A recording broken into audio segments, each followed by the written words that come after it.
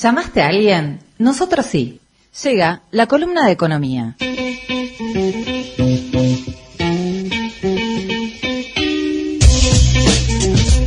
bien, continuamos en el aire de que alguien llame a alguien, como bien dice el separador.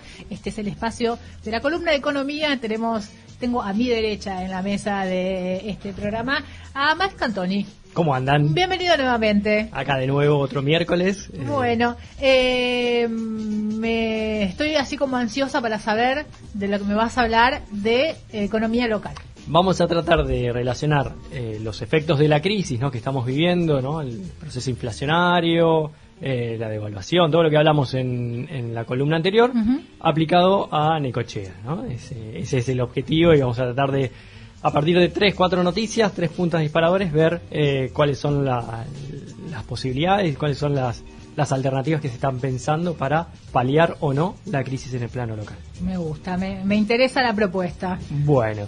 Me dijiste 3 noticias. Vamos a empezar por 3, Dale. Después vamos a ver si sumamos otras, si tenemos tiempo, o lo dejamos para otra columna. Bueno. ¿Bien? Primero, bueno, estamos en Necochea, ciudad turística, con una temporada veraniega, ¿no?, que no fue tan buena como se esperaba, o bueno, hay variables que se ve, ¿no?, económicamente que es muy difícil. Antes, con la posición de un verano te salvabas, bueno, eso ya quedó en la historia, con niveles de precarización, ¿no?, de la gente que trabaja, ¿no?, en los primeros empleos, y también, bueno, la precarización también de todo lo que los emprendimientos, que no son noticias también hoy en día, ¿no?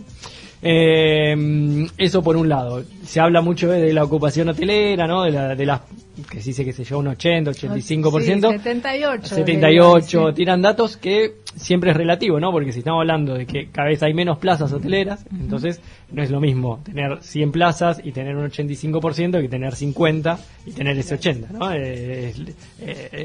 Disminuye nada, es medio engañoso, entonces también tenerlo en cuenta cuando se hablan de esos valores, relativizarlo, ¿no?, con la cuestión de la ocupación hotelera. Vamos por 3 noticias que fueron circulando, fueron declaraciones públicas de diferentes actores políticos y económicos de la ciudad, que están colgadas ahí en mis redes sociales, que más o menos fui como poniendo como estos disparadores. Y bueno, son cuestiones que estaría bueno como profundizar y analizarlas un poquito, porque si no quedan en frases y hay un trasfondo de lo que sostiene cada una, ¿no? Claramente hay una crisis, que hay un recorte del gobierno nacional que va a impactar en las arcas provinciales y municipales, pero que esa crisis no sea un argumento para avanzar sobre derechos y conquistas, ¿no?, que se lograron durante muchos años el pueblo, ¿no?, que a nivel local. Y por eso poner siempre como quién va a ser el ajustado, quién va a sufrir más las consecuencias, ¿no? Si la comunidad en su conjunto, o hay sectores económicos que tienen más espalda para ir soportándolo. Y bueno, por ejemplo, la cuestión de la cadena agroexportadora, ¿no?, que con la devaluación fue uno de los grandes beneficiados. Bueno, ver si se puede aplicar por ese lado y no recargarlo sobre los trabajadores, los que usan el transporte público, pero bueno, más o menos los que fuimos viendo no va por ese lado, ¿no? Empecemos primero por el fondo educativo, ¿no?, que fue noticia también de que Milei lo fue recortando y que no llegaron la plata a las provincias. Una declaración que hizo el intendente plantea que al 6 de febrero no ingresó nada, 0 pesos por el fondo educativo. Que eso es una verdad, pero a medias, ¿no?, porque es real, no hubo un ingreso, pero a febrero hasta marzo nunca hubo un ingreso. La provincia lo gira a partir de marzo. Entonces, utilizar que no hubo ingresos cuando años anteriores tampoco hubo ingresos durante ese periodo para hacer ajustes, como plantea que la eliminación o poner en discusión la eliminación del boleto estudiantil o la gratuidad de los jardines municipales, es como engañoso, y aprovechan una situación de crisis para instalar un tema, y que sería quiénes son los usuarios de esos beneficios, ¿no? Estamos recortando por el lado más delgado, ¿no?, y que son también trabajadores municipales, porque son los que tienen prioridad, ¿no?, para inscribirlo a sus hijos, claro, en los jardines maternales. Entonces, si venimos que en un proceso de que él mismo lo reconoce, de atraso salarial, si vemos que a partir de ahora, si tienen hijos en edad de jardín maternal, se le va a cobrar una cuota, es una medida que no sería lo importante, y empezarlo por ahí sería como algo regresivo para la economía, ¿no? Eso es lo primero que quería instalar y relativizar esa afirmación que hizo. Después la segunda, que también fue noticia hoy, es la cuestión del transporte público de pasajeros, ¿no? Que en la ciudad. También el gobierno nacional recortó los fondos girados para los municipios, para el interior. Y a nivel nacional se está hablando que el boleto tendría que llegar a 1.000 pesos, ¿no? Cuando lo bajamos a la cuestión local, la empresa, no sé, por ineficiencia o qué, plantea que sus costos son 1.200. Ahora, hoy a la mañana tiró que eran 1.300 su fórmula de beneficios, ¿no? Ya sería algo mucho, ¿no? Estamos hablando de aumentar casi un 300% el costo del boleto, que lo terminaría pagando el trabajador, ¿no? El que lo usa cotidianamente. Ahí plantea que en esa entrevista que el representante de la empresa plantea que o lo asume el Estado, ya el nacional se corrió, claro, sería el municipal o el provincial, o el usuario, ¿no? Entonces sería cómo recomponer su tasa de ganancia, su margen de ganancia, a costa de un servicio que también lo vemos que cada vez está más reducido. Ahora se plantea también, bueno, no aumentamos la cantidad el costo, pero sacamos frecuencia, sacamos recorrido, entonces es un deterioro, y el que lo usa es el que lo usa para trabajar, lo usa para ir a la escuela, ¿no? Entonces un deterioro de un servicio de una calidad que es discutible a un costo cada vez más elevado, ¿no? Entonces las propuestas no se reducen a eso, a menor calidad del servicio o a mayor costo, y me parece que ahí hay que profundizar un poco el análisis y ver que hay otras alternativas, ¿no? De cómo muchas veces se plantea de mirarse en el espejo de países desarrollados, ¿no? De centrales, o lo mismo en Latinoamérica, si nos vamos a Chile o a otros países, el servicio lo maneja el Estado, ¿no? Es de gestión estatal, es una concesión de un servicio, ¿no? Ponerlo a discusión, ver si sirve, si el transporte público de pasajeros es para una ganancia, mantener una ganancia a una empresa privada, o es para brindar un servicio de calidad y el fin social común que tiene el transporte, ¿no? De poder incluir socialmente, ¿no? De garantizar la movilidad. Uh-huh. Me parece ponerlo en discusión así, por esos términos, ver que, no digo de estatizarlo completamente, pero sí, bueno, si no lo ve rentable ciertos recorridos, ver cómo se puede cubrir del Estado esas cuestiones si se la deja de lado a la empresa. No ir a los que son menos rentables, ¿no? Los que no, pero sí por lo menos decir, bueno, que haya competencia, si le gusta ese término, tanto está de moda, ver si el Estado puede ser un actor y no ser solamente el que garantiza la tasa de ganancia de esta empresa privada, ¿no? Esa sería la segunda noticia que quería plantear. Bien. Y la tercera, bueno, esto se tiene que tratar en el Consejo Deliberante. Hoy están reunidos ahora, no sé si ya habrán terminado. Uno de los diarios locales anunciaba que las empresas habían pedido 850 pesos. Llevar el boleto a 850 pesos, que sería un incremento de alrededor de 180%. Claro, bueno, pero plantea que sus costos para no tener pérdida son 1.300 pesos, ¿no? Sí. Entonces, bueno, ahí se presenta como, mirá qué bondadoso que soy, que te lo pongo mucho más barato de lo que son mis costos y sigo perdiendo. Y no creo que sea una empresa benefactora, no creo que se maneje con esos términos. Una empresa que tiene sus márgenes de ganancia, ¿no? Bien, iba a decir algo y se me fue, pero bueno. ¿De colectivo? Sí, bueno, pasemos a otro tema y si se me vuelve a bajar, lo planteamos. La otra cuestión que quería charlar también es el tema de las tasas, ¿no? Que también hubo un aumento importante durante este año en la fiscal impositiva que se trató, que es donde se aprueban los aumentos. La tasa urbana, que es la que pagamos todos, los servicios urbanos, la tasa de salud, que vienen todas incluidas dentro de la boleta que llega mes a mes, o por internet la terminamos pagando. Hubo un aumento del 100% comparado con el año anterior, y más también en algunos casos. Y lo que plantea ahora, aunque un contexto inflacionario, claramente, que no queden desfasados, ¿no? De aumentos cada 4 meses, ¿no? Entonces se trataría en el Consejo Deliberante.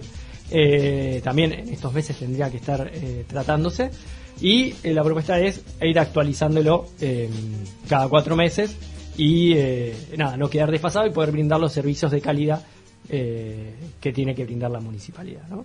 Ahí la cuestión a considerar son varias. Primero, en un contexto de crisis, ¿no? Como el que estamos viviendo, aumentar las tasas y seguir buscando en un nicho que lo viene pagando, el cinturón se ajusta, y lo que se deja pagar muchas veces son estas tasas municipales. Entonces hay como una cuestión de si seguís ajustando a los que vienen pagando o seguís exprimiendo a los que vienen pagando, esa cobrabilidad también tiende a bajar cuando hay menos recursos, ¿no? Cuando no llegamos a fin de mes, una de las cosas que seguramente va a ir recortando son los pagos de tasas. Entonces, hacerlo inteligentemente también debería hacerlo, ¿no?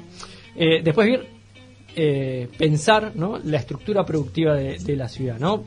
Si el 60% de las tasas que se cobran, los recursos propios que cobra el municipio, es al frentista, son por las tasas urbanas, estamos viendo que se exprime al vecino, ¿no?, a la vecina, y no se hace inteligentemente con grabar sobre la estructura productiva, sobre los actores que tienen mayor peso, mayor espalda a poder afrontarlo, por ejemplo, como ahora con la devaluación, el sector primario agroexportador, toda la cadena agroexportadora, teniendo el puerto acá en Necochea.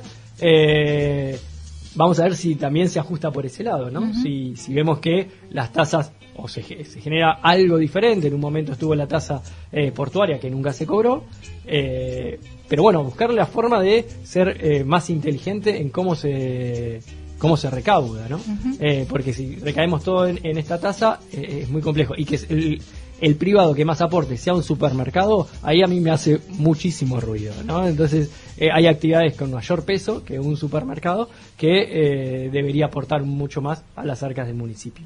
Tiene que ver siempre, ¿no?, con esta relación o esta puja entre impuestos regresivos o impuestos sería progresivos. Claro, exactamente. ¿No? Esta diferencia de, sí, bueno, ¿a quién le cae el impuesto? Exacto. ¿A quien menos tiene o al que, como decías vos, tiene la espalda como para bancarse estos aumentos? Exactamente, sí, porque hasta la misma tasa de servicios urbanos puede ser progresiva. No digo que está mal cobrarlo ahí. Me parece pensar en los lotes ociosos que están en la ciudad y cobrarle una sobretasa, al propietario de muchas propiedades también, ¿no? No es lo mismo uno que tiene uno que tener 5, 10 o lo que sea, también que tenga cierta progresividad por ese lado, y que haya una zonificación que hoy no existe, en barrios que tenés un barrio cerrado, tenés zonas con mayor capacidad de contribución que otras, entonces ahí sí poder cobrar una sobretasa o cobrar un diferencial que a un sector social que sabemos por zona o por recursos que pensarlo inteligentemente esas cuestiones, no aplicar el mismo porcentaje a todos los usuarios, a todos los contribuyentes, y me parece que es un desafío que hay que hacerlo pensado y con nuevas tasas, simplificarlo también. Hay muchas tasas las que existen en Necochea y ver, hay algunas que están desactualizadas o no tienen poco movimiento, y pensarlo si sirve mantenerlo o sirve generar algo más potente y focalizar en esas tasas, ¿no? También hay que tener voluntad de hacerlo. Claramente, voluntad de repensar la forma en que se organiza la ciudad, ¿no? O la forma en que se urbanizó, para que, bueno, esto tenga sentido. Totalmente, porque estás cobrando alumbrado público, capaz en lugares donde no hay alumbrado público, la recolección de residuos, que hay lugares que no se recolectan.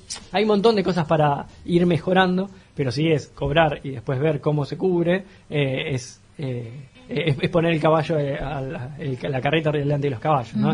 Me parece que hay que ser muy inteligente. Esto se tiene que tratar en el Consejo Deliberante. Estaría bueno que se investigue también cómo es en otros municipios, ¿no? Cómo fue funcionando, cómo se puede aplicar. No sé, hay en Lobería, San Cayetano, municipios que muchas veces se usa como ejemplo, ¿no?, de lo prolijo que está. Hay un montón de variables, no se puede hacer una extrapolación de decir, bueno, en Lobería, con la cantidad de habitantes, con el territorio reducido, es diferente. Pero bueno, se sostiene los recursos propios del municipio en tasas que acá, por ejemplo, la tasa rural. Acá queda desfasado por valor, no por recaudación, ¿no?, sino por lo que se cobra por la tasa rural, es mucho más de lo que se cobra acá en Necochea, y no dejan de producir ahí en esos lugares, ¿no?